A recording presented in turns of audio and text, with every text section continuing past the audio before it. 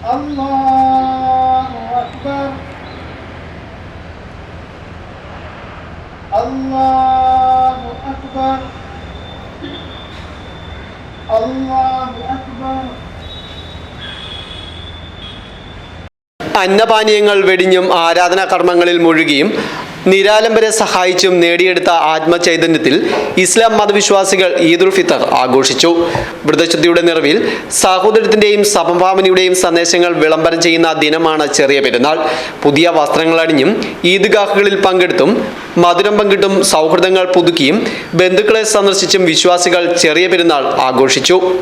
ജീവിതയാത്രയിൽ സംഭവിച്ച പാപങ്ങൾ കഴുകിക്കളയുവാനും സർവശക്തന്റെ പ്രീതി കരസ്ഥമാക്കുവാനും വിശ്വാസികൾ റമദാനിൽ പ്രാർത്ഥിച്ചു. മനസ്സും ശരീരവും വെണ്മയുള്ളതാക്കി പുത്തൻ ഉണർവോടെ ഓരോ വിശ്വാസിയും റമദാനോട് വിട പറഞ്ഞ് ശവ്വാൽ മാസത്തിലേക്ക് കടക്കുകയും ഈദുൽ ഫിത്തർ ആഘോഷിക്കുകയും ചെയ്യുന്നു.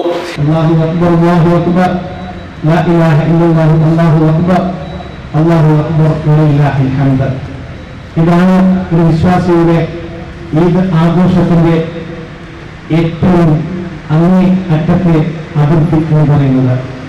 അള്ളാഹുവിനെ മറന്നുകൊണ്ട് നമുക്ക് ആഘോഷിക്കാൻ കഴിയുകയില്ല.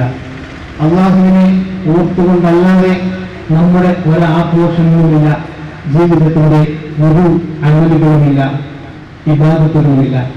ഈ സന്ദർഭത്തിൽ നമുക്ക് നമ്മുടെ ചുറ്റും നമുക്ക് കാണാൻ കഴിയണം, നമ്മുടെ സഹോദരങ്ങളെ കാണാൻ കഴിയണം, നമ്മുടെ രാജ്യത്തെ കാണാൻ കഴിയണം, ലോകത്തിലെ മനുഷ്യ സമൂഹത്തെ നമുക്ക് കാണാൻ കഴിയണം. പ്രിയപ്പെട്ടവരെ, റമദാൻ എന്നത് നമ്മെ ഒരുപാട് പരിശീലിപ്പിച്ച് മനുഷ്യനാക്കി തീർത്തിരിക്കുകയാണ്. ആ ദിനരാത്രങ്ങളിലൂടെ മനുഷ്യത്വവും മാനുഷികതയും അള്ളാഹു നമ്മെ പഠിപ്പിച്ചിരിക്കുകയാണ്. ആ മനുഷ്യത്വവും മാനുഷികതയും നമ്മുടെ ജീവിതത്തിൽ ഒരുപാട് കൊള്ളേണ്ടതുണ്ടായിരുന്നു. അതിനെ കൊള്ളാൻ നമ്മൾ ശ്രമിച്ചിട്ടുണ്ട്. നമ്മുടെ ജീവിതത്തിൽ നിന്ന് ഒരുപാട് വെട്ടിമാറ്റേണ്ടതുണ്ടായിരുന്നു. സംശയത്തിലൂടെ അത് വെട്ടിമാറ്റാൻ നമ്മൾ ശ്രമിച്ചിട്ടുണ്ട്, ശ്രമിച്ചിരിക്കണം.